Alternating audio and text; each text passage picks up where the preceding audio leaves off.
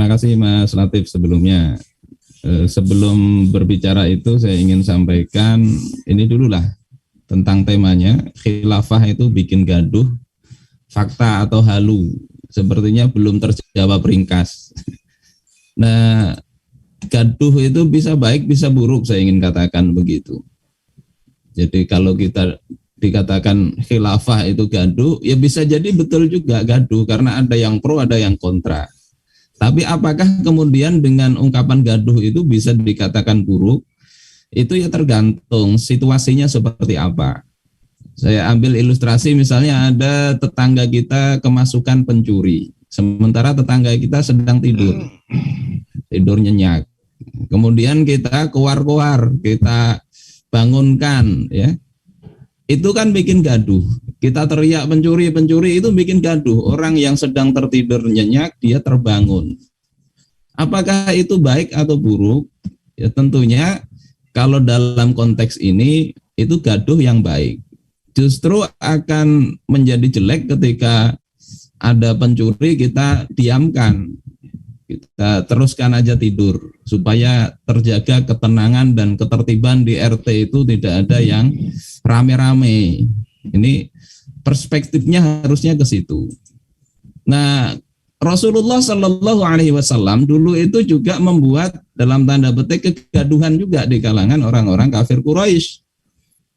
Hingga kemudian para pembesar Quraisy itu datang kepada Abu Thalib, paman beliau. Ini diceritakan di dalam Sirah Ibnu Hisham. Ya, mereka mengatakan wa aslim ilaina ibna akhika hadza. Serahkan keponakan engkau ini.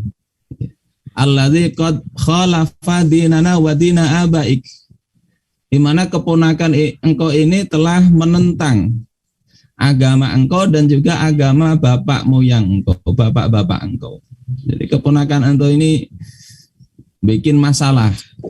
Nilai-nilai luhur nenek moyang yang sudah harga mati bagi mereka itu ditentang oleh keponakan dari Abu Thalib ini.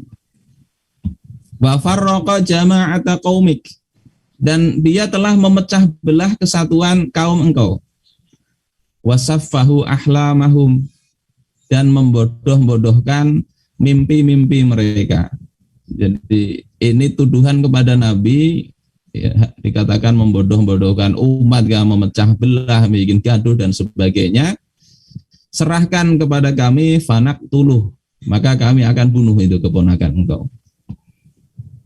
Kalau seperti ini kondisinya, kita akan berpihak kemana? Yang kondisinya awalnya tenang, ya, akhirnya datang Nabi bikin seperti itu. Fir'aun awalnya stabil, kezalimannya juga stabil, datang Nabi Musa bikin gaduh. Oleh sebab itu maka masalah gaduh atau tidak ini tidak kita lihat dari sudut pandang gaduhnya, tapi lihat kondisi kita ini layak untuk digaduhkan ataukah tidak.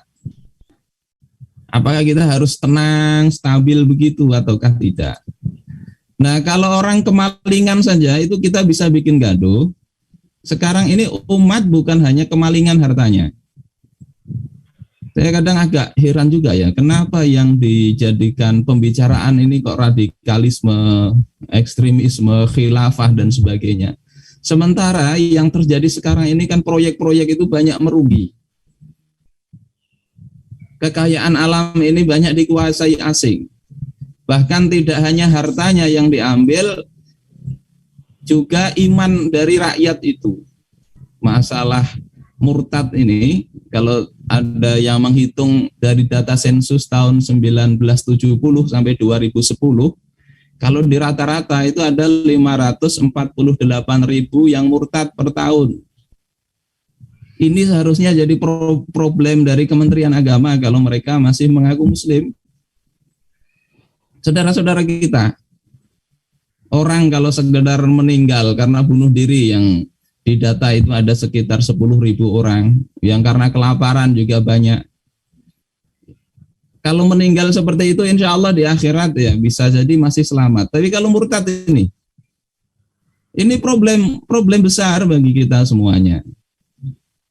Jadi kondisinya ini sekarang kalau kita lihat dari sisi akidah dan syariat Islam, ini kondisinya genting. Hendaknya umat ini berjibaku untuk memperbaiki kondisi ini, bukan malah membuat narasi-narasi yang tidak menyentuh ke problem dasarnya.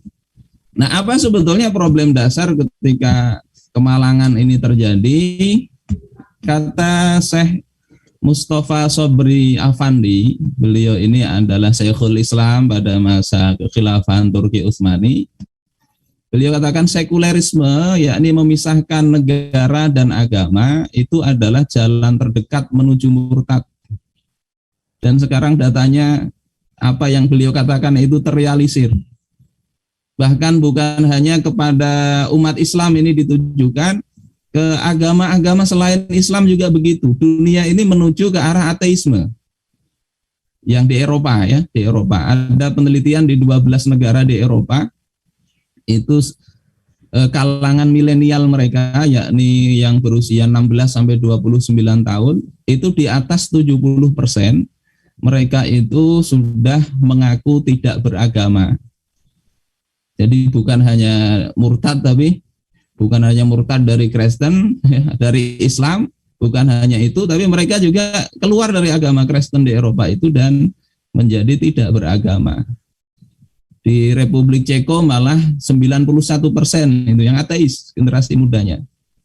Di Indonesia juga kalau mau diteliti ada, karena kita kalau lihat cari aja di internet itu ada grupnya ateis Indonesia itu menerima pendaftaran. Saya nggak tahu berapa orang anggotanya itu. Jadi sekulerisme ini memisahkan negara dengan agama, seolah-olah agama ini tadi urusan pribadi lah. Ketika bicara ini mau mengatur agama, mau menjadi pengatur dalam kehidupan bernegara, itu ditentang habis-habisan. Malu kita dengan tadi kata Profesor Bianto yang itu Pak Hadi Kusumo, pendiri salah satu tokoh Muhammadiyah yang ikut merumuskan Pancasila waktu itu. Beliau katakan kalau kita ini tidak rela diatur dengan aturan dari Allah yang Maha Suci, apakah kira-kira masyarakat itu akan rela diatur dengan aturan yang kotor yang muncul dari hawa nafsu manusia? Kita baca sejarah bagaimana penyusunan itu heroik perjuangan kaum muslimin, perjuangan ulama-ulama kaum muslimin. Dan kemudian itu pun ditikung ya. Kata Pak Nasir tanggal 18 itu yang sebetulnya sudah disepakati ada 7 kata itu sekaligus mengoreksi apa yang kata Yakut kalau NU itu tidak suka dengan 7 kata, itu latar belakangnya bukan nggak suka, seluruh kaum muslimin memang nggak suka dengan 7 kata itu karena inginnya cuma ketuhanan yang Maha Esa dengan kewajiban menjalankan syariat Islam. Tidak ada kata bagi pemeluk-pemeluknya. Itu semuanya kaum muslimin begitu.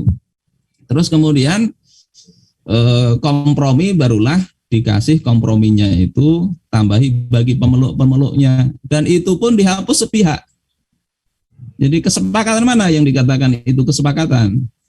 Kemudian sampai beliau menagih janji Presiden Soekarno yang kata Soekarno ini kondisinya genting lah Kanda. Menceritakan ke Ki Bagus Hadi Kusumo kondisinya genting, nanti kita atur lagi lah. Sampai beliau wafat nggak ada dibahas-bahas itu, sehingga Mr. Kasman itu kemudian yang merasa agak berdosa juga karena juga menerima usulan supaya dicoret aja itu kemudian membicarakan hal itu tadi. Kemudian ada sidang konstituante yang kalau itu seandainya di voting itu menang kaum muslimin. Tapi kemudian dibentuklah rekayasa di cut dengan Piagam Jakarta. Pasca itu tokoh-tokoh kaum muslimin kayak Hamka sendiri itu dibikin masalah kemudian dipenjara. Itu sebetulnya yang terjadi. Sejarah harusnya kita baca secara objektif seperti itu. Dan kita lihat karena sekulerisme inilah bencana ini terjadi, sehingga sebetulnya yang bikin gaduh dalam artian negatif itu adalah ketika agama itu dipinggirkan dari kehidupan ini. Ini juga kata Imam Al-Ghazali di dalam al-iqtisad fil i'tiqad. Beliau katakan ad-dinu was-sultanu tau'amani la yang fasilani. Agama dan negara itu adalah agama dan kekuasaan itu seperti dua saudara kembar yang tidak terpisah.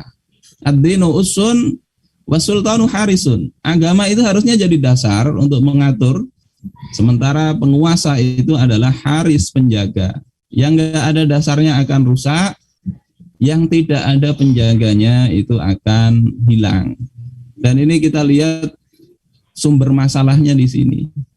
Jadi gaduh seperti ini harusnya gaduh yang harus nggak boleh kita berdiam diri. Terus tadi terkait dengan pertanyaan Pak Latif, khilafah itu seperti apa di dalam kitab-kitab para ulama? Saya ingin kutipkan beberapa poin ini di dalam kitab Hidayatul Murid li Jauharatit Tauhid. Kata Imam Ibrahim Al-Laqani, kata beliau, anna nasbal imami minal wajibati 'alal ummah wal furudil kifaiyah fil jumlah. Sesungguhnya mengangkat imam, ya, mengangkat imam itu termasuk kewajiban atas umat. Imam di sini dengan khilafah itu mutaradifah, sinonim. Nanti kita lihat kenapa sinonim itu ya. Di dalam Al-Majmu' Syarah Al-Muhadzab yang ada takmilahnya Al-Muti'i, di situ dikatakan khilafah, imamah, imaratul muslimin, imaratul mu'minin, mutaradifah. Sama maknanya. Kecuali nanti ada indikasi yang memalingkan ke makna yang lain. Jadi ini kewajiban, kata Syekh Ibrahim Al-Laqani, fayukhatabu bidzalika jami'ul ummah. Maka semua umat itu diseru untuk menegakkan itu min ibtida'i mautihi alaihi salatu wassalam. Kewajibannya itu muncul sejak dari wafatnya baginda Rasulullah sallallahu alaihi wasallam. Karena itulah beliau sampai 3 hari tidak dikuburkan, kaum muslimin sibuk mengangkat pemimpin. Sampai kapan kewajibannya itu? Ila qiyamis sa'ah, sampai hari kiamat. Sehingga kalau dikatakan, oh ini sekarang sudah nggak wajib lagi lah, ada seorang syekh misalnya ngomong begitu, maka itu ucapan yang nggak pas. Kewajiban itu tetap sampai hari kiamat. Beliau katakan juga, wala farqa baina zamanil fitnah wa ghairih. Nggak ada bedanya apakah zaman itu zaman fitnah, zaman kisruh, zaman kegaduhan misalnya, maupun zaman itu tenang. Ya, kalau sudah tenang nggak apa-apa lah. Tidak begitu. Wa hadza mazhabu ahli sunnah wa aktsaril mu'tazilah. Dan inilah pandangan mazhab ahlu sunnah. Jadi kalau ngaku ahlu sunnah itu menolak ini keluar dari kitab Jauharatit Tauhid ini. Bahkan kalau mengaku Mu'tazilah sekalipun, mayoritas Mu'tazilah juga sama pandangannya. Terus yang menolak ini kemana golongannya? Ngaku Syiah juga sama pandangannya. Ini anak buahnya mungkin mengambil pendapatnya Al-Asom dari kalangan Mu'tazilah, memang mengatakan nggak wajib. Nah, itu pertama. Kedua, saya ingin kutipkan di dalam kitab Mazhab Syafi'i, ya, Al-Fiqh Al-Manhaji. Beliau katakan mengangkat imam dengan bentuk yang engkau lihat, yang sudah dijelaskan di bab sebelumnya. Jadi ada ketentuannya. Kalau tadi mohon maaf Pak Profesor Bianto menganggap masih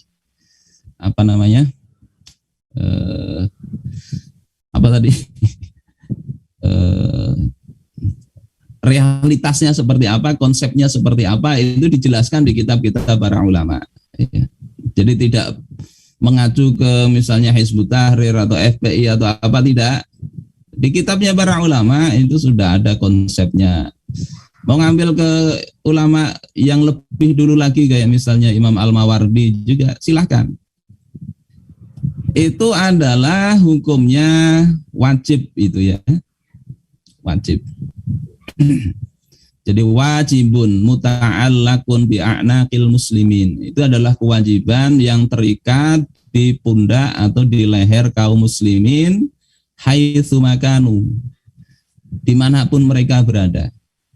Fa illam yanhadu bihi tahqiqan li amrillahi azza wa jal ba'u jami'am bi ismin kabir. Kalau mereka nggak berupaya, nggak bangkit untuk merealisir perintah Allah Ta'ala ini, mereka semuanya itu menanggung dosa yang besar. Kata beliau, kalau nggak percaya nanti bisa dilihat ini di kitabnya ini. Nah, saya lanjutkan. Ada yang ribut ya? Admin? Halo, admin. Sudah.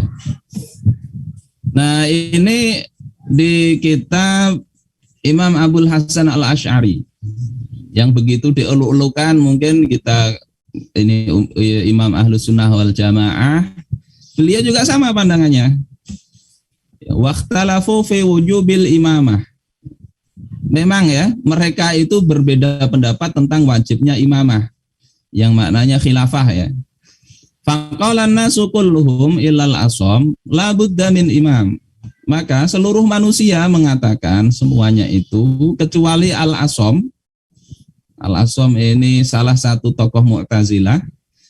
Mereka mengatakan la budda min imam. Tidak bisa, tidak mesti ada imam, ada khalifah.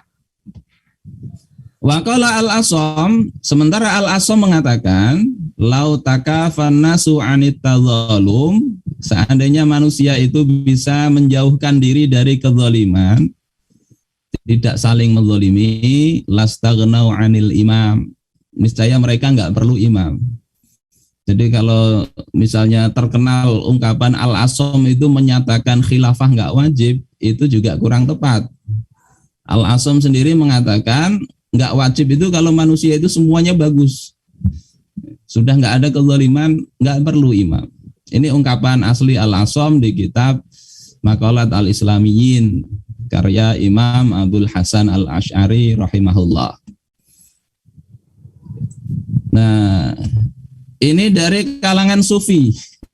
Saya ungkapkan juga yang kalau di Martapura ini sering disebut sebagai Al-Qutbur Rabbani, Syekh Abdul Wahab Asy-Sya'rani.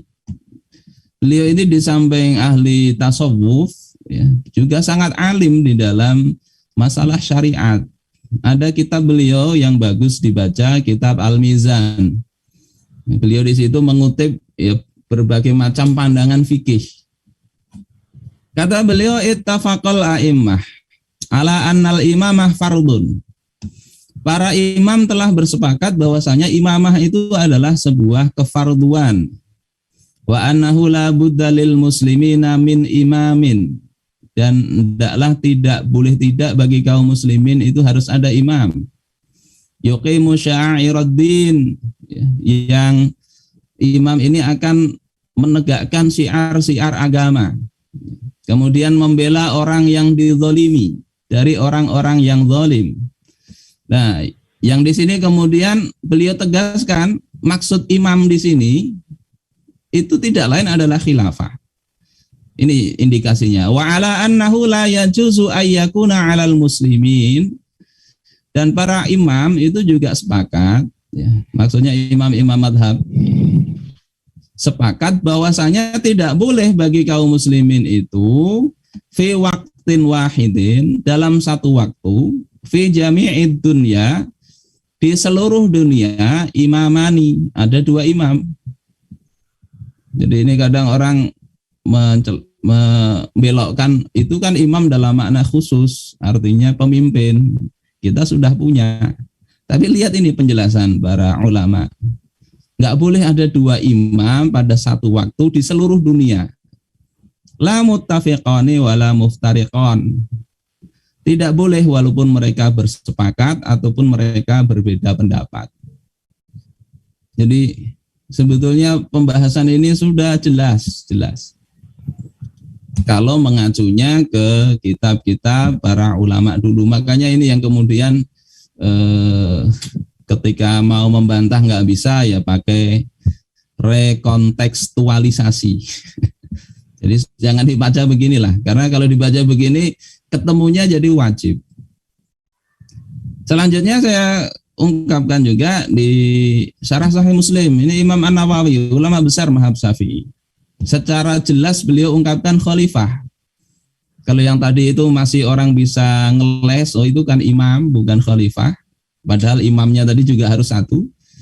Nah, Imam An-Nawawi katakan wattafaqal ulama ala annahu la yajuzu ayyuqada li khalifataini fi asrin wahidin. Para ulama telah ittifaq, bersepakat bahwasanya tidak boleh diangkat dua orang khalifah di dalam satu waktu. Sawaun ittasa'adarul Islam amla, sama ada apakah negara Islam itu luas ataukah tidak. Ini kita bacakan aja karena ditanya konsep para ulama. Nah, yang terakhir ingin saya sampaikan, ini kalau yang tadi itu ulama-ulama mungkin Timur Tengah, ini ulama Indonesia. Syekh Haji Sulaiman Rosyid. Ya, kalau bukunya ini cukup terkenal dulu, nggak tahu sekarang. Kata beliau, fardu kifayah atas umat Islam sedunia berusaha mencari jalan untuk menyatukan pimpinan. Fardu kifayah. Ini tetap kewajibannya itu hingga tercapai tujuan yang diinginkan, yakni bersatunya seluruh umat Islam di bawah pimpinan seorang khalifah. Ini Mas Latif ya. Jadi kalau bicara kitab-kitab para ulama dari dulu sampai yang era sudah merdeka, yakni di fikih Islam ini pandangannya ya begitu. Terus bagaimana kondisi sekarang ini? Ya tadi itu kita bicara hukum Islamnya begitu. Kalau ada yang lain jangan katakan itu sebagai hukum Islam. Jangan kita nisbahkan pandangan lain itu kepada Islam. Sebagaimana kata Gus Baha ya, kalau bicara aurat itu sudah jelas bahwasanya rambut, leher itu aurat. Jangan kemudian di macam-macamin, itu sudah sepakat itu para ulama. Nah kalau anaknya kiai kenapa nggak pakai kerudung? Nah itu urusan lain. Ya, urusan lain. Tetap jangan dikatakan itu sesuai dengan hukum Islam. Saya rasa juga begitu juga dengan konsep ini. Ya. Mungkin ini yang bisa saya sampaikan, Mas Latif. Assalamualaikum warahmatullahi wabarakatuh.